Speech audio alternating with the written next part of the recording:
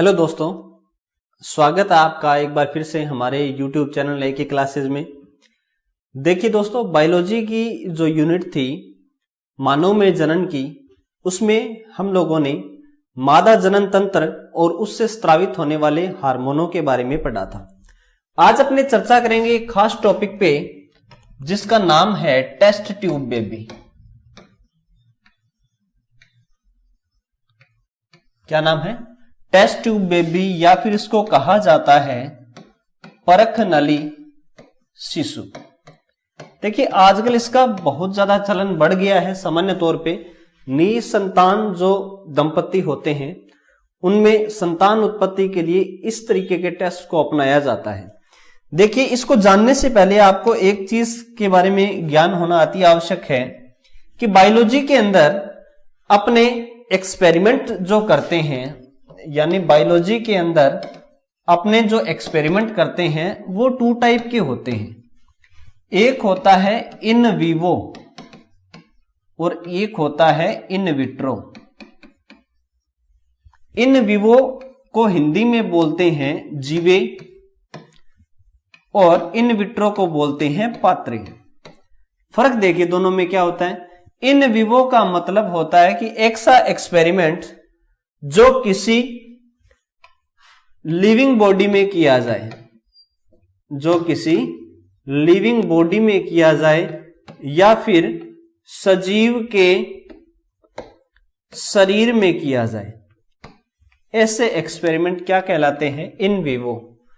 In vitro का मतलब यह होता है जब किसी भी एक्सपेरिमेंट को पात्र में संपन्न करवाया जाए या फिर अपने कह सकते हैं नॉन लिविंग मैकेनिज्म में अगर करवाया जाए तो उसको अपने बोलते हैं इन विट्रो।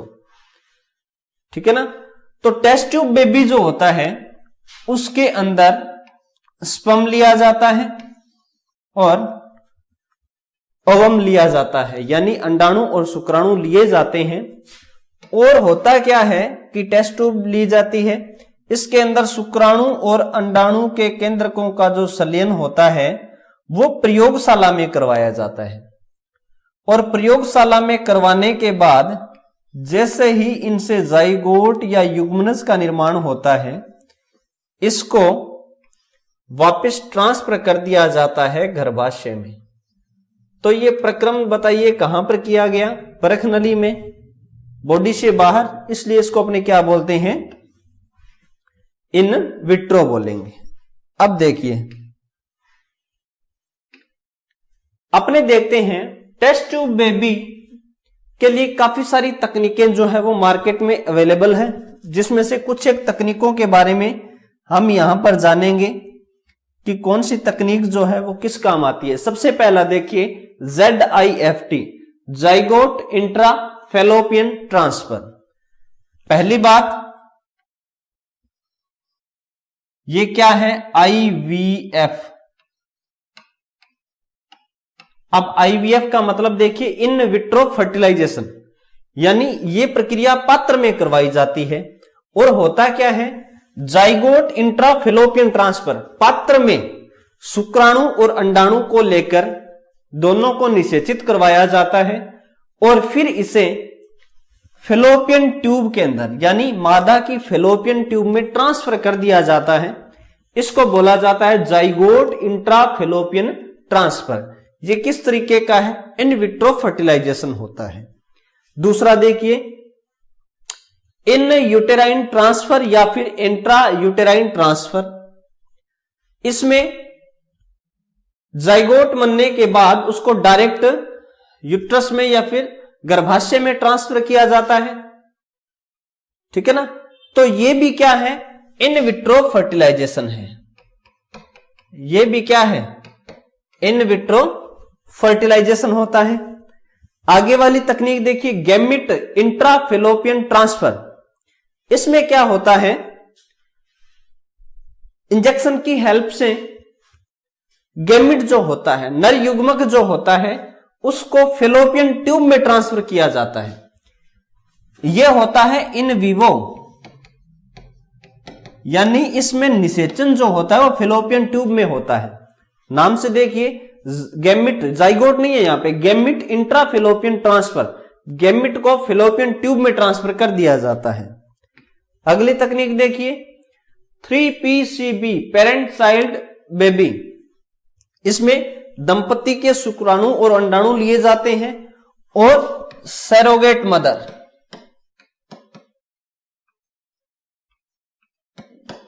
सरोगेट मदर यानी किराए की माता या फिर किराए की कोख का यूज किया जाता है, जिसमें 3 पेरेंट्स का पार्टिसिपेशन होता है, इसलिए इसको क्या नाम दे दिया गया, 3 पेरेंट चाइल्ड बेबी नाम दे दिया गया। क्लियर होगी। उसके बाद देखिए लास्ट जो टेक्निक है इसके अंदर वो है ICSI, इंट्रासाइटोप्लाज्मिक स्पर्म इंजेक्शन। इसमें देखिए क्या होता है, इंट्रासाइटोप्लाज्मिक स्पर्म इंजेक्शन, इसमें डायरेक्ट स्पर्म को इंजेक्शन की हेल्प से साइटोप्लाज्म में, यानी जो एग होता है उसके साइटोप्लाज्म में डायरेक्ट ट्रांसफर कर दिया जाता है। अब यहां पे 2-3 इंपॉर्टेंट लाइनें हैं जो आपको अच्छी तरीके से ध्यान में रखनी है। पहली कौन सी है, सबसे पहला टेस्ट ट्यूब बेबी कौन था, सबसे पहला टेस्ट ट्यूब बेबी कौन था भाई, विश्व का लुइस ब्राउन। सबसे पहला टेस्ट ट्यूब बेबी विश्व का कौन था, लुइस ब्राउन था। जबकि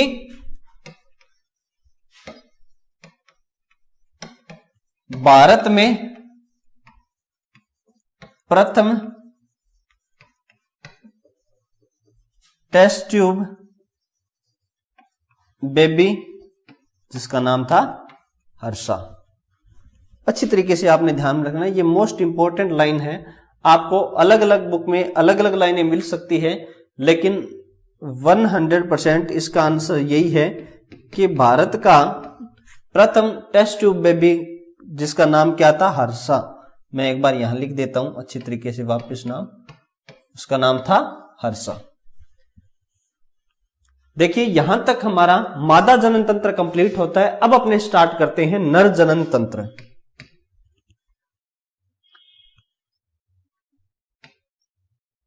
नेक्स्ट देखिए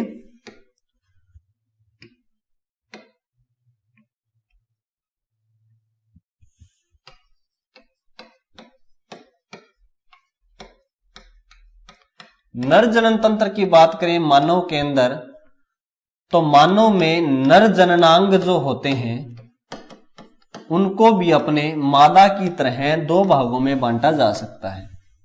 सबसे पहला है प्राथमिक जननांग, दूसरा होता है सहायक या फिर द्वितीयक जननांग। नर के अंदर प्राथमिक जननांग जो होते हैं वो होते हैं वृषण, या फिर जिसको अपने इंग्लिश में बोला जाता है टेस्टिस, वृषण या फिर टेस्टिस। जबकि सहायक जननांग, वे जननांग जो जनन में सहायता करते हैं उनको सहायक जननांग बोला जाता है। तो कौन कौन से होते हैं, देखिए सबसे अगर अपने पहले की बात करें तो शुक्रवाहिनी नलिका सबसे पहली है, शुक्रवाहिनी नलिका। दूसरा देखिए प्रोस्टेट ग्रंथि,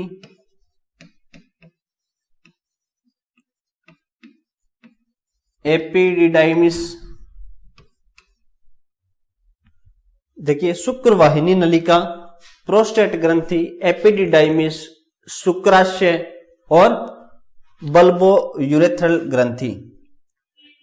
एपिडिडाइमिस, प्रोस्टेट ग्रंथि, शुक्रवाहिनी नलिका, शुक्राशय, और नेक्स्ट है बल्बो यूरेथ्रल ग्रंथि। उसके साथ साथ शिशन जो है वो भी सहायक जननांगों की श्रेणी में आता है। इसका डायग्राम देखते हैं अपने एक बार। ये देखिए नर जनन तंत्र का डायग्राम यहां पर आपको दिखाई दे रहा है। इस तरीके से वृषण होते हैं जिनके अंदर शुक्राणुओं का निर्माण होता है। वृषण जिस आवरण के अंदर बंद रहते हैं उनको स्क्रोटम बोला जाता है, वृषण कोश बोला जाता है। ठीक है ना। इंपॉर्टेंट चीज ये है कि जब शिशु गर्भ में होता है और वो नर शिशु होता है, तो जब उसका 7वां महीना खत्म होता है और 8वां महीना जब उसको लगता है, उस समय वृषण जो है वो उदर गुहा से यानी एब्डोमल कैविटी से बाहर आ जाते हैं, ताकि वृषण कोश का जो टेम्परेचर है वो 2 से 2.5 डिग्री सेल्सियस जो है वो कम रहे बॉडी टेम्परेचर से, क्योंकि शुक्राणुओं के निर्माण के लिए लगभग 34.5-35 डिग्री सेल्सियस टेम्परेचर जो है वो उनके लिए ऑप्टिमम होता है और अनुकूल भी होता है। इसलिए वृषण जो होते हैं वो उदर गुहा से बाहर स्थित होते हैं। ठीक है ना। वो तो सामान्य आगे की बातें। वृषण से दोनों तरफ से शुक्रवाहिनी नलिका निकलेगी, और हमने पहले 2 प्रोसेस पढ़ी थी, ट्यूबेक्टोमी और वेसेक्टोमी, पीछे की वीडियो में। वेसेक्टोमी में क्या होता है कि शुक्रवाहिनी नलिकाओं को काटकर और धागे से बांध दिया जाता है। ठीक है ना, ताकि स्थायी रूप से गर्भधारण को रोका जा सके। इसके बाद शुक्राशय, सबसे पहले शुक्राशय, उसके बाद बल्बो यूरेथ्रल ग्रंथि और फिर प्रोस्टेट ग्रंथि होती है, और यह शिशन का भाग होता है। इस तरीके का नर जनन तंत्र का जो है वो नामांकित चित्र आपको दिखाया गया है यहां पे। नेक्स्ट अगर अपनी बात करें तो 8वें महीने में वृषण जो है, अब इंपॉर्टेंट लाइनें हैं, 8वें माह में वृषण उदर गुहा से बाहर आते हैं। वृषण उदर गुहा से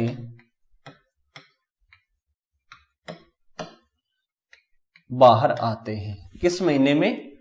8वें महीने में। ठीक है ना। अब देखिए क्यों बाहर आते हैं, क्योंकि शुक्राणु निर्माण के लिए टेम्परेचर,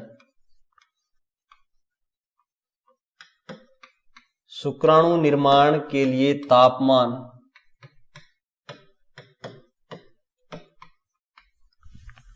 शरीर के तापमान से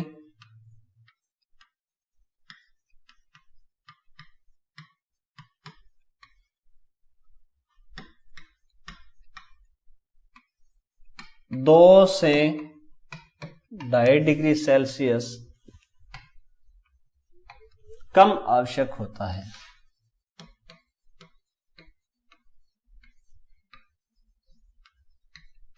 कम आवश्यक होता है, इसलिए वृषण जो है वो उदर गुहा से बाहर की तरफ लटके रहते हैं।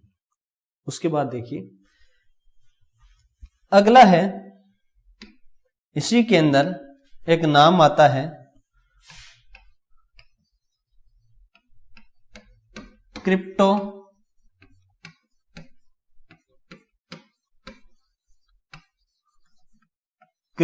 ऑर्गेनिज्म। देखिए क्रिप्टो ऑर्गेनिज्म क्या होता है, मोस्ट इंपॉर्टेंट है ये line. Crypto organism, crypto organism का मतलब होता है कि वृषण जब उदर गुहा से बाहर नहीं आते और उदर गुहा में रह जाते हैं। क्रिप्टो ऑर्गेनिज्म में क्या होता है, वृषण उदर गुहा में ही रह जाते हैं, उदर गुहा में ही रह जाते हैं। ऐसे व्यक्तियों में द्वितीयक लैंगिक लक्षणों का विकास कम होता है। बच्चों को जन्म देने की क्षमता जो होती है उनमें, यानी गर्भ धारण करवाने की जो क्षमता है या उनके शुक्राणु में निषेचन की क्षमता नहीं होती, ये सारी की सारी विकृतियां उनमें पाया जाता है। एक प्रोसेस और आती है वृषणों के अंदर जिसका नाम होता है कस्टेशन। कस्टेशन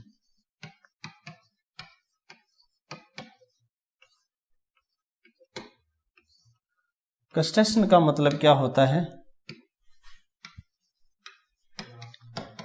वृषणों को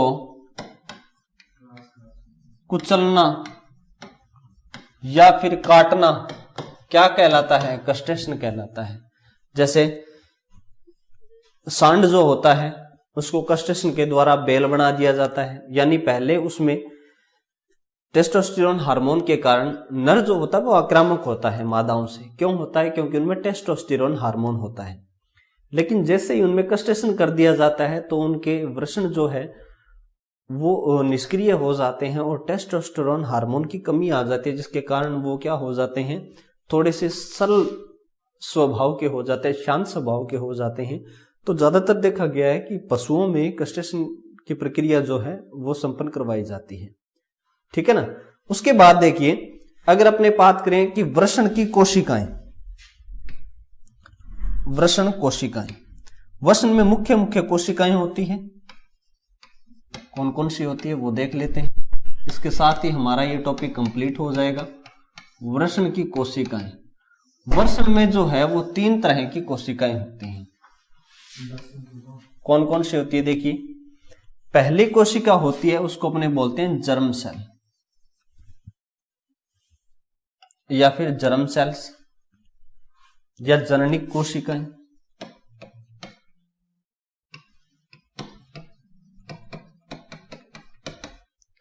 ठीक है ना। दूसरी होती है सर्टोली कोशिकाएं, सर्टोली सेल्स। और तीसरी होती है अंतराली कोशिका यानी अंतराली कोशिकाएं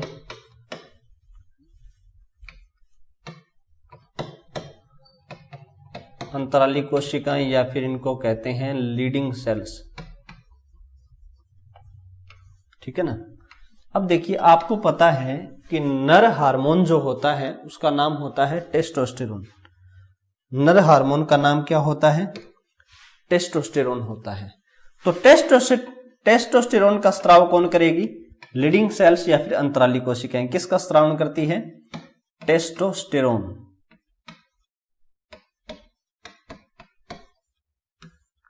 टेस्टोस्टेरोन का स्राव करना। इसके साथ साथ द्वितीयक लैंगिक लक्षणों का विकास करना। देखिए, मादा के अंदर एस्ट्रोजन हार्मोन जो था वो द्वितीयक लैंगिक लक्षणों का विकास कर रहा था, जबकि नर के अंदर टेस्टोस्टेरोन हार्मोन जो है वो नर के द्वितीयक लैंगिक लक्षणों का विकास करता है। जैसे आवाज का भारी होना, दाढ़ी मूंछों का आना, शरीर में गुस्से का आना, शरीर में बालों का अधिक होना, स्तरों का विकास न होना, ये सारी की सारी प्रक्रियाएं कौन सी होती है? द्वितीयक लैंगिक लक्षण होते हैं, जो किसकी वजह से? टेस्टोस्टेरोन की वजह से। और टेस्टोस्टेरोन का स्राव करने वाली कोशिकाओं का नाम क्या होता है? अंतराली कोशिका या फिर लीडिंग सेल। सर्टोली कोशिकाओं का सामान्य सा कार्य होता है कि विकास कर रहे शुक्राणुओं को पोषण देना। इनका मुख्य कार्य इतना सा की है, शुक्राणुओं को पोषण देना।